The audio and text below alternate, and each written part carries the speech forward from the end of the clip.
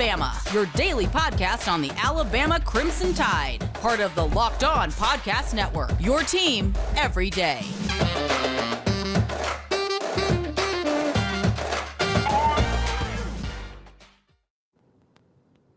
Well, I hope that worked. That was an introduction that we hadn't tried before. So hey, we're kicking chicken with this new YouTube thing, y'all.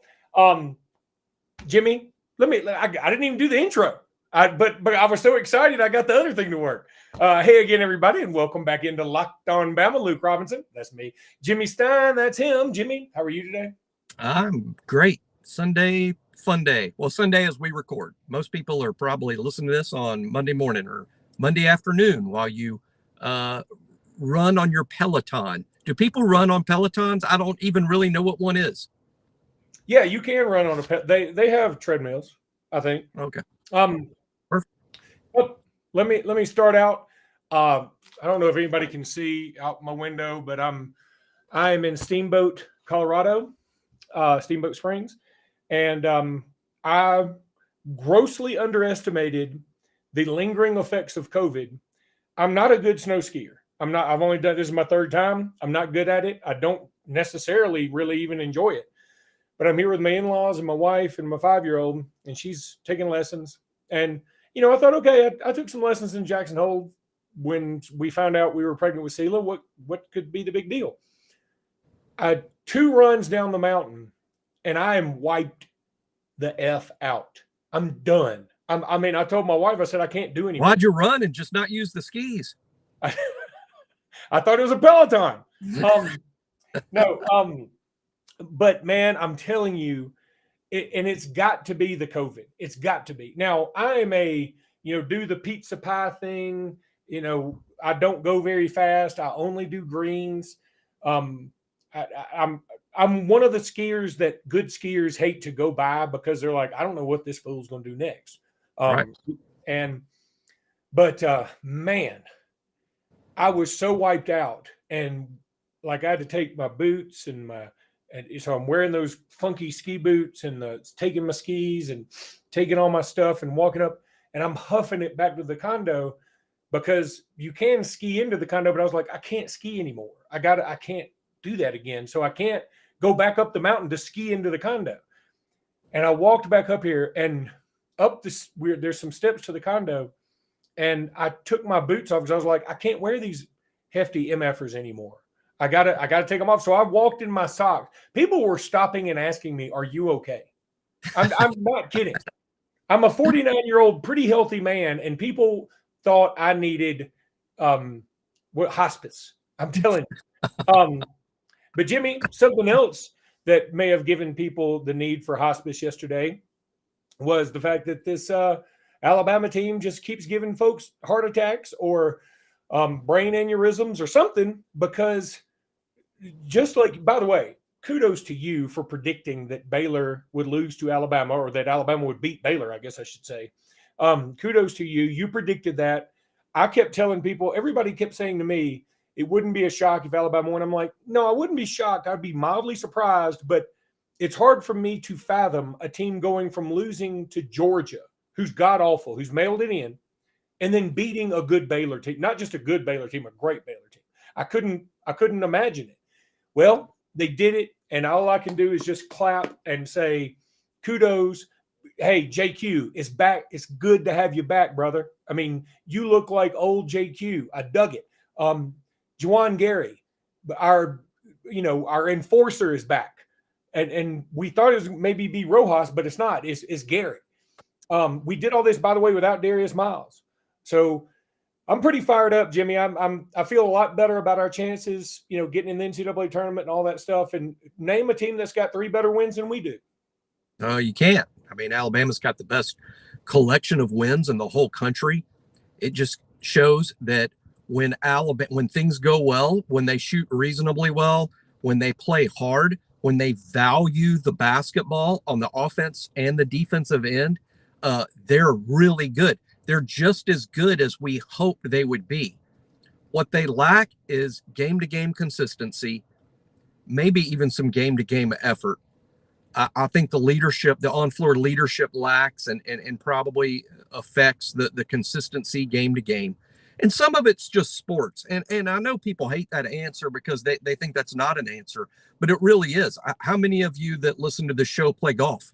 Okay. And so look at your own little sports career. You play golf all the time, or whoever's listening to the show that plays golf, and maybe the best score you've ever shot in your whole life is 78.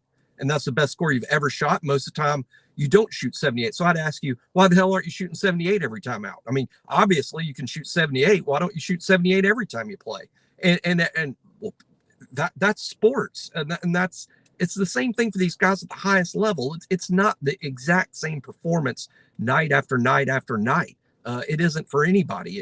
And these are college kids on top of it. So there can be wild swings in terms of how they play from one night to the next. And I don't think we would have those wild swings if it was a more veteran team with great leadership, but it's not. It's a young team. I mean, J.D. Davison and Bediako are two guys that play, what we have like about 8 guys that play all the minutes, really.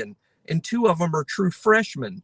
And Keon, it's just his second year in the league. And Shaq is the veteran. He's a true junior. I mean, that makes him an upperclassman, but are you really a veteran leader in year 3? And he's sort of the old man of the team.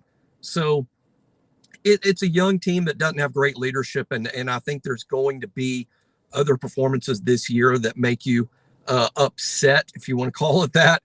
And there's going to be other performances where we're like, wow, we can beat anybody, any place, anytime. And yesterday was one of those days. So real proud of the guys for putting it together. I felt it was a perfect storm, back up against the wall, playing at home, an opponent that's going to bring out the best in you. And all they needed to do was shoot the ball a little better. It still wasn't as good as it can be, but JQ was better. And really, I'm going to say this for the rest of the season, because now we've seen it in practice, Luke. I'm going to say this the rest of the year. People are going to get sick of this too, but it's just so true. As JQ goes, so goes the team. I mean, if he plays well, the team is great. If he doesn't play well, we need superhuman effort from everyone else. We're very dependent on Quinterly playing well, and we can be great when he plays well, and J.D. Davison does too.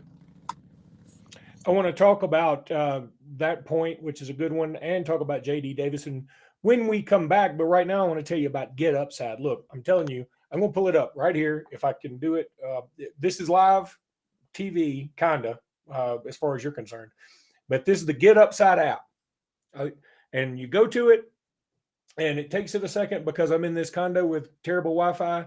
But it shows you, look, you go to Get Upside. Use promo code SCORE when you download it. Then when you fill up, you'll get an extra 25 cents per gallon on your first fill up. So it's like getting free money for filling up with gas, something you got to do unless you got a Tesla or something. I know you don't, but you can also go to different restaurants and scan your receipt and get money back with Get Upside. It's the best app. It's just free money. That's all it is. And all you have to do is take a picture of your receipt. That's it. That's all you got to do. And download the app at anywhere you get your apps, at the Apple Store, at the Google Play Store, at the BlackBerry Store, if they've got one. I don't know, but go get one. Get Upside app. You will love it, and it's free money. Jimmy and I give you free money all the time. We wish we'd keep some of this money, but we don't. We are too benevolent. So go to Get Upside and get the app. That's us. That is... People love, they know about our benevolence. They know about it. Also want to tell you about Built Bar, BUILT.com. Built.com is where you want to go to get these delicious, nutritious Built Bars. They are awesome. They taste awesome. And look, I brought some out here with me to go snow skiing. I don't need them as much as I need oxygen, apparently, but or intermectin. Is that what's that? Intervectin? What's the stuff? The horse stuff that we're all taking to get rid of COVID? You're probably short on it now that you're just about done with your COVID. That's probably true. But I'm not short on Built Bars because I love them and I keep them around all the time. And they're delicious. They're covered in chocolate, good for a keto or a keto diet. Use promo code LOCKED15. You'll get 15% off your order at built.com, where you go to get these delicious, nutritious, scrumptious Built bars. They are fantastic. You've seen them in Lifetime Fitness. You've seen them at all these other health places. But I'm giving you an opportunity using promo code LOCK15 to get 15% off that order. And you're going to want a lot of them. So 15% can save you some money. And it saves you a little bit of gas. But even if you did have to go get some gas, you can use Get Upside. So I'm getting you money either way. Go to Built Bar, or go get you a Built Bar, and go to built.com to go get them. All right, Jimmy, you brought up JQ. Frankly, I think he's been getting killed lately. Probably rightfully so. I mean, killed is probably the wrong way to put it, because he's not been horrendous. He just hadn't been JQ. And this game, he seemed to be JQ. He came back. What do you have? 20 points. I'm about to look it up right now. He had 20 points. He had he did have 4 turnovers, but he had 5. So I can live with that. He had 2. He was 5 of 5 from the stripe and 3 of 6 from beyond the arc. Those are amazing numbers for JQ, given the way he's been lately. So yeah. Now, speaking of that, Jaden Shackelford, who's been pretty good from beyond the arc, was 1 of 7. Now, go back to J.D. Davison for a second. This guy, he didn't really play well at Georgia. He didn't really play well at Missouri. But in the big games, he shows up. He had a big dunk against Walker Kessler in the Auburn game. He was one of the reasons we were in it. He had a big 3 against Gonzaga when they cut it to 4 with about 3 minutes left, and he hit a 3. He hit a 3 last night when things were looking like, okay, here comes Baylor again, and they tapped away one of our passes. He gets it, turns around, sees it is open, and just drains it. This guy's got a big game gene in him. He loves the big game. Now, we've got to find a way to get him more consistent, but that's a freshman thing. Overall, you got to be thrilled. And if all of our guys play better in big games, I got good news for everybody. We got a shitload of big games coming up. We do. The other day, I ranked on the On3 board our 11 remaining games, including this one. And even I was stunned when you put it down, when you type it all up and you look at it, you're like, you've got to be kidding. I mean, in terms of the strength of schedule left for Alabama, there's almost 0 gimmies. And of course, we had a gimme in Athens. We lost it. So this team, there probably are no gimmies. But the games at the top of that list, the toughest games at LSU, at Auburn, at Kentucky. We got to play Kentucky, then we got to play at Kentucky. Real tough games left. So yeah, if JD likes hard games, yeah, good news for you, JD. But I think it's a freshman thing. I also think with JD, he did make the huge 3 yesterday. He's made some big ones, but he's not a great shooter yet. I bet, Luke, over the course of his long career playing basketball, he's going to become a really good shooter. I think that's in him. I just think that getting to the basket has been so easy and effective for him at every level he's played so far. He hasn't had to, quote, settle for the jumper. He's never had to do that before. Now he's getting to where he needs to hit jump shots, because getting to the rim's a little tougher at every level now, and it's tougher for him now than it was before, obviously. So I think as he develops a shot, he's going to be a really good player. But we're seeing signs, Luke, that JD's not just a great athlete playing basketball, that he's a great basketball player. And once he makes that transition, he'll not only be a good SEC player, he's going to be a good pro player. Yeah, I agree. Really happy with the way he's coming along. And, one thing that I noticed yesterday, and he's done this a few times, it's almost like when he's got sort of a breakaway, he doesn't go full speed. It's almost like he's waiting for something bad to happen, like somebody's behind me, or I should have passed it, or something. And yesterday, a Baylor guy was sort of body checking him as he had a breakaway. And at the last second, he pulled away. And that's the kind of thing he did at the Calhoun school in Leadahachie. And that's what he needs to do at this level. And it's all about getting your confidence. And boy, he played with a lot of confidence the other night. It was so good to see. And again, it was good to see that this team could win a game like that, and especially win a game by that margin, given that Jaden Shackelford was 1 of 7 from beyond the arc. Shackelford had a pretty good game, but 1 of 7 is not good, and is certainly un-Shaq-like. So, Jimmy, if you're listening on the podcast, then we're taking a break. If you're watching on video, it's just going to be an awkward pause with me and Jimmy for a second, because I don't know how to put commercials in here on the video. So here we go. Awkward pause done. Jimmy, let's talk a little bit about football here. Will Reichert, how about this? He may have actually outkicked his coverage. Bada boom. But because he got engaged this weekend. So congratulations, Will Reichert. You will love marriage as many times as you do it, just like me. But no, congratulations to Will Reichert. But 3 times. Congratulations to Will Reichert. Congratulations to her, because she's got now her teeth sunk into a dude that's going to be making NFL money. And that can't be undersold. I mean, Will Reichert's a good dude regardless, but he's also going to be a good dude that's in the NFL. That works out pretty good for everybody. I think so. And I, you can know a lot about football and not know a lot about kicking. I'm proof of that. But here's what I'll say about Will in the NFL. I don't believe, someone please prove me wrong if I'm wrong, but I don't believe that of the 32 NFL teams, they all like to keep more than one kicker on the roster in terms of, well, on our 53-man active roster, we have our kickoff guy and we got our short field goal guy and we got our long field goal guy. No, I think they prefer to have, one kicker, a guy that does all of it, because there's so few roster spots for the other positions. So it's incumbent upon Will to become a better kickoff guy. I think his accuracy and his range are NFL good. His range could improve, and I think it will as he gets older. But he needs to be a better kickoff guy. And the best kickoff guys, the best ones, they can do any kick. They're like trick shot artists playing pool.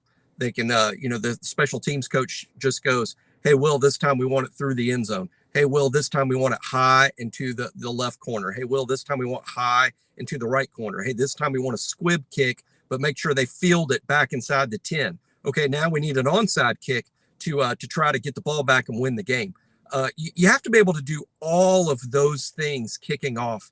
And so far, I don't think it's Will's greatest strength. I don't think, he even wasn't the full-time kickoff guy earlier in his career at Alabama. So if Will's going to kick in the NFL, believe it or not, I think that's almost the skill he needs to improve more so than the field goals, because I think field goal wise, accuracy and range, he looks like a really good pro prospect to me. Yeah, I'm with you. Speaking of pro prospects, there were a bunch of them on campus this past weekend. Alabama had a nice little recruiting weekend.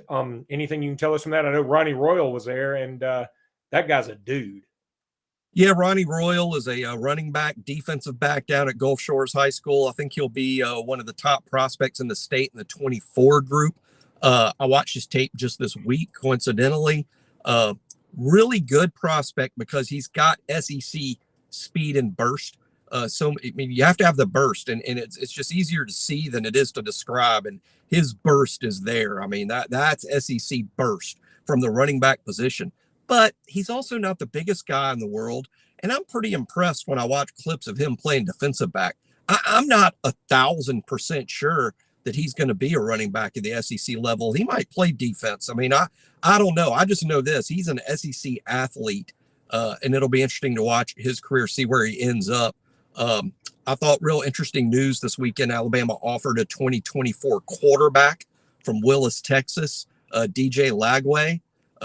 And again, 2024 now. This isn't the Archie Manning group. This is the year after that. It's probably not committable in the sense Alabama likes to see these quarterbacks in camp before they pull the trigger. But an offer means we're recruiting you. So we're going to be recruiting DJ Lagway at least until we see him in camp this summer. He'll be one of our everyday call type recruits. Big kid, strong kid. He has a lot of other offers from a lot of other power programs, but just interesting that there's a new quarterback name out there. He's really young and got to hang with Coach Saban in his office and got his offer. So a lot of big time kids. Richard Young might be the #1 running back nationally in the 2023 class. Great big kid, big back. He was also on campus. He's been to Tuscaloosa a few times. I don't know that Alabama leads. They probably don't, but Alabama would be in a small group of finalists for him.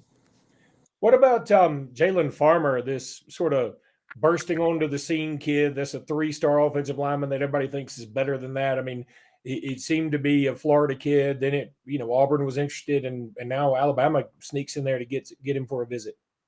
Yeah, a real interesting guy. We broke his tape down on the On3 message board this week. I like him a lot. I've liked him more every day this week. I think he's almost inexplicably underrated. This happens all the time. I think it's just one of those kids that probably just didn't make a lot of headlines, and then you watch his senior tape. Could also be a late bloomer. Maybe credit to Dan Mullen and the Georgia staff for seeing the potential in him, and then maybe it comes to fruition his senior year after he's committed to Florida. But the kid takes a step back from Florida when the staff is replaced, and that's why he didn't sign in the early period. Now the new Florida staff, they want to sign him. They want him. They want him badly. So does Kentucky, which I think is interesting because there's no offensive line in the SEC. I trust their eyes more than Kentucky right now. They just seem to do a fantastic job of identifying 3-star linemen and turning them into high NFL draft picks. And Kentucky wanted this guy. So that just helps me sell myself on Jalen Farmer besides his tape. He's a 2022 guy. So on Wednesday, this week, signing day, Alabama will really be waiting to hear from 2 guys and 2 guys only as far as signing. And that's tight end Danny Lewis from New Iberia, Louisiana, deciding really between Alabama and LSU, and this Jalen Farmer, offensive guard from Covington, Georgia, deciding between Florida, Alabama, Auburn, Kentucky, and Mississippi State. And I'll tell you what, when you have an offer list like that, he doesn't really sound like a 3-star, does he? No, he doesn't. But the most surprising thing in there, you told me, you're telling me there's a New Iberia? That's an old Simpsons joke where somebody said something about New Mexico, and Mr. Burns goes, "Whoa, whoa, whoa! There's a New Mexico." That's pretty cool. I'll tell you what, if I invent a city, I'm going to call it Brand New Iberia. Spanking New Iberia. All right, Jimmy, that's going to do it for this episode. I've got to, I guess, go and act like I'm enjoying skiing, but I'm not. I'm thoroughly not. I mean, this is so not me. And like, I felt like Job from Arrested Development. I have made a huge mistake. But anyway, want to thank everybody for tuning in. And until next time, roll tide, everybody. Roll Tide.